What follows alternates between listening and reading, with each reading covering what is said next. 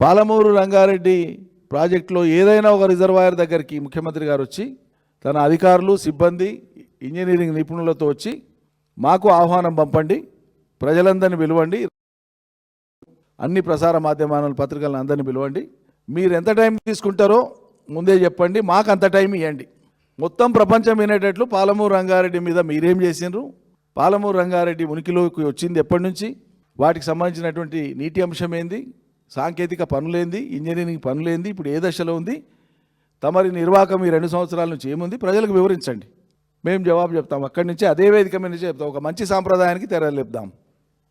ఈ అరుపులు, కేకలు, నిందలు, అపవాదులు ఇవన్నీ ఎందుకు, అవసరమే లేదు. ప్రజలకు మేలు జరగాలనే సంకల్పం నిజంగా ఉంటే శ్రీకారం చుట్టండి. మరి దానికి వీఆర్ రెడీ. తెలంగాణపై ఇంకా కొనసాగుతున్నటువంటి కుట్రలు,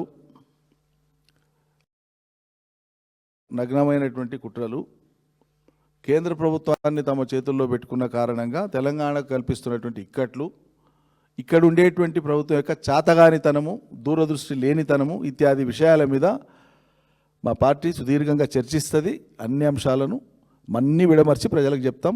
తర్వాత ఏంటనేటువంటిది 21st మీటింగ్ తర్వాత కేసీఆర్ గారే స్వయంగా అన్ని విషయాలు ప్రకటిస్తారు.